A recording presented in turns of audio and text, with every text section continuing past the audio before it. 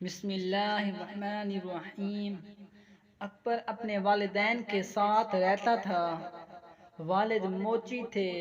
اکبر سرکاری سکول میں پڑھتا تھا۔ اسے کہانیاں پڑھنے کا شوق تھا۔ وہ ہر وقت سوچتا تھا کہ کاش میں کسی ملک کا راجا ہوتا، میں بہت امیر ہوتا، جو چاہتا وہ کرتا۔ وہ اکثر خواب دیکھتا کہ وہ راجا بن گیا ہے، سب اس کے احترام میں کھڑے ہیں، عالی شان محل ہے جہاں وہ ہیرے جواہرات کے تخت پر بیٹھا ہے، مگر جب وہ اٹھتا ہے تو خود کو اس چارپائی پر پاتا ہے۔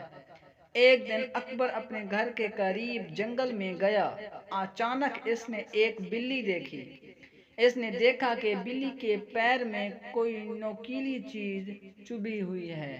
وہ بلی کے پیر سے نوکدار چیز نکالتا ہے تو وہ بلی ایک خوبصورت پری میں تبدیل ہو جاتی ہے۔ وہ پری کہتی ہے، تم نے جادوئی تیر نکال کر مجھے آزاد کرایا، میں تمہاری احسان مند ہوں، اس لیے تمہاری کوئی دو خواہش پوری کروں گی۔ اکبر جلدی سے کہتا ہے کہ مجھے کسی ملک کا راجا بنا دو۔ پری نے کہا، آنکھیں بند کرو۔ اکبر نے آنکھیں کھولی تو وہ حیران رہ جاتا ہے۔ وہ تخت پر بیٹھا ہے، سب درباری اس کے احترام میں کھڑے ہیں۔ ایک درباری کہتا ہے، حضور والا، آپ کے لیے کھانا تیار ہے۔ کھانا دیکھتے ہی اس کی آنکھیں پھٹی کی پھٹی رہ جاتی ہیں۔ اتنا لذیذ کھانا اس نے پہلے کبھی نہیں کھایا تھا، مگر اس کے ساتھ کئی مسئلے درپیش آتے ہیں۔ لوگ اس کے پاس اپنے جھگڑوں کے فیصلے کرانے آنے لگے، مگر وہ درست فیصلے نہیں کر پاتا۔ زیادہ کھانا کھانے کی وجہ سے وہ بیمار رہنے لگا۔